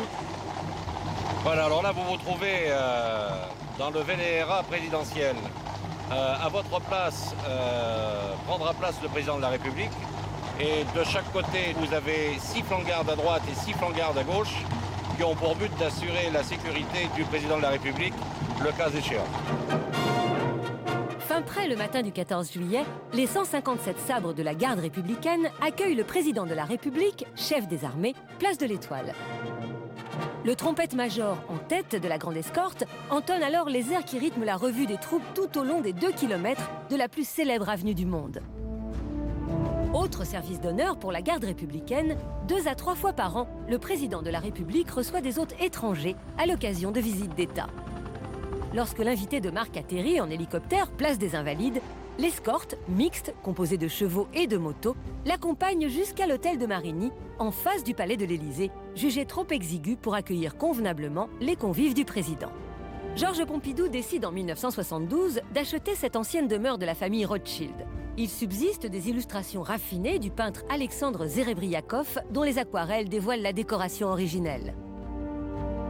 Depuis 40 ans, à l'invitation du chef de l'État français, d'innombrables personnalités de tous horizons, comme Fidel Castro ou la reine d'Angleterre, ont séjourné dans l'hôtel particulier. Autre résidence du patrimoine présidentiel, le château de Rambouillet, à une 50aine de kilomètres à l'ouest de Paris, est bordé par une giboyeuse forêt domaniale. C'est Sadi Carnot qui avait inventé Rambouillet. C'était la résidence d'été des présidents. C'était assez commode pour eux, parce que c'est pas loin de Paris. Et en même temps, c'était le lieu des chasses. Les présidents de la République chassaient. Et on chassait dans les tirées de Rambouillet. C'était un massacre. Il y avait une lignée de rabatteurs à l'autre bout qui chassaient devant eux tous les animaux. Et le président et les invités les canardaient de façon très, très facile. Avec mon frère Henri, nous sommes tous les 2 chasseurs, et comme notre père l'est aussi, donc nous nous sommes retrouvés régulièrement pour les chasses de Rambouillet. Mais même De Gaulle organisait des chasses. Il allait un petit peu aux chasses à Rambouillet, mais il n'y couchait pas, il revenait le soir. Il avait horreur de la chasse d'ailleurs. Et alors il allait se planter à côté d'un des chasseurs qui naturellement était ému et qui ratait son coup. Et De Gaulle lui disait « Ah, vous avez raté !» Alors l'autre furieux reprenait son fusil, retirait et ratait encore. Et De Gaulle lui disait « Vous avez encore raté !» S'il n'est pas rare d'entendre tirer dans le parc du château, A contrario, le domaine devient un havre de paix lorsque les présidents l'utilisent pour la tenue de sommets diplomatiques. En 1975, c'est à l'initiative du président Valéry Giscard d'Estaing que s'est déroulé à Rambouillet le premier G8 de l'histoire. Depuis, les présidents y organisent régulièrement des rassemblements internationaux. Quand je suis à la campagne, et même si j'ai l'air de prendre le soleil dans une chaise longue, et si je le prends d'ailleurs, et avec grand plaisir, eh bien je ne peux pas ne pas me rappeler que je suis chef de l'État et qu'à ce titre, j'ai des responsabilités que je ne peux déléguer à personne et qui pèsent sur moi en permanence. Quand on est responsable de la force de frappe, même en vacances, on doit avoir donc une partie de sa maison militaire qui vous suit. Dans ces conditions, quoi de plus adapté qu'un ancien fort militaire surplombant la côte varoise pour les vacances de Monsieur le Président? Le général de Gaulle achète le fort de Brégançon au titre de résidence présidentielle, mais gêné par les moustiques, il n'y dormira qu'une seule fois. Le mot vacances est d'ailleurs banni du langage gaulien. Le fort de Brégançon, c'est une architecture relativement ingrate. C'est un lieu magnifique, mais c'est un fort, avec toute cette espèce d'austérité qui ne s'apparente pas à un lieu de villégiature. C'était une ambiance détendue, une ambiance de vacances. Georges Pompidou aime prendre des vacances.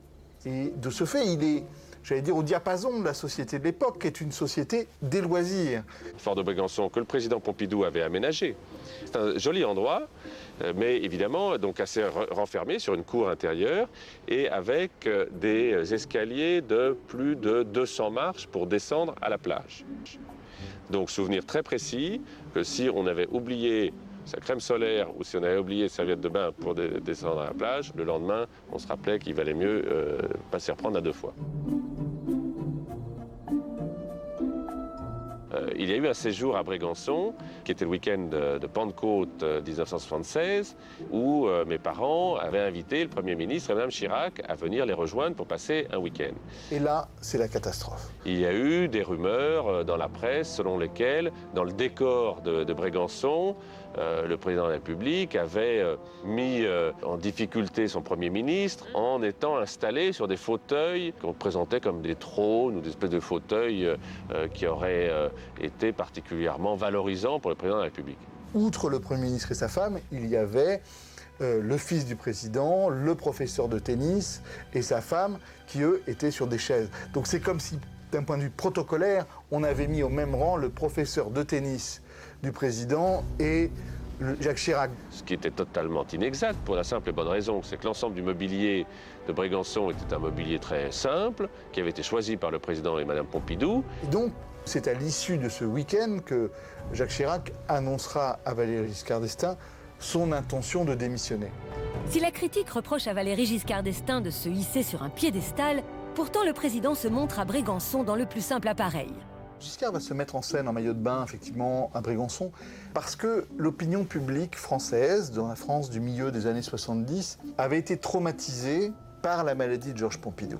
Valéry Giscard d'Estaing sait qu'il doit, de ce point de vue, incarner une rupture, pour montrer, voyez, là, vous avez un président en pleine santé. Très bien. Que pensez-vous du fort de Brégançon, Monsieur le Président? Ce que tout le monde pense, c'est un bel endroit. Vous comptez y revenir? Certainement, certainement. Voilà, au revoir, bonne journée. Il y a dormi une nuit simplement pendant ses 14 ans au pouvoir. Avec Jacques Chirac, Brégançon retrouve chaque été un hôte assidu. Le président ne manque pas le rituel de la messe à Bormes-les-Mimosas et le traditionnel bain de foule qui s'ensuit. Autre mœurs, autre temps. Nicolas Sarkozy est un homme qui court, même en vacances. Il a la volonté de s'affranchir des codes présidentiels classiques dans ses vacances. Et il ira plus vraisemblablement passer ses vacances dans la propriété de Carla Bruni, au Cap-Nec, au fort de Brégançon. Mais de toutes les résidences d'État, la propriété de Souzy-la-Briche est très certainement la plus mystérieuse. C'est un riche donateur qui l'a offerte en héritage à l'État français en 1979. Le premier président est probablement le seul qui utilisera énormément le domaine de Souzy-la-Briche, quasiment tous les week-ends, c'est François Mitterrand. C'est-à-dire qu'il ira au domaine de Souzy-la-Briche pour retrouver Anne Pinjot et Mazarine Pinjot. C'est le lieu des week-ends secrets de la famille secrète de François Mitterrand. Nicolas Sarkozy va, de manière très pragmatique et très logique, considérer que ça n'est pas très intéressant comme domaine dans le patrimoine présidentiel et va l'échanger, mais j'allais dire, hein, c'est un échange unilatéral par sa seule volonté avec la lanterne à Versailles. La lanterne, dont le jardin jouxte le parc du château de Versailles, accueillait jusqu'alors les séjours familiaux des premiers ministres. On sait que Michel Rocard y fit construire une piscine, Lionel Jospin un tennis. Désormais dans le giron des résidences de la présidence, ces grilles ne s'ouvrent que rarement devant les caméras. Escorte à cheval, fort, palais, château ou relais de chasse, la tradition monarchique continue de dessiner le cadre de vie de nos chefs d'État. La République en porte fièrement l'héritage, comme le reflet d'une certaine idée de la France. Notre visite du palais de l'Élysée s'achève. J'espère que son histoire et celle de tous ceux qui l'ont occupé vous auront permis de découvrir ce joyau de notre patrimoine national dont vous allez beaucoup entendre parler dans les prochains mois. C'est l'histoire de demain qui est en train de s'écrire. Nous serons là pour vous la raconter. Merci de votre fidélité, bonne fin de soirée et à bientôt pour un prochain Secret d'Histoire.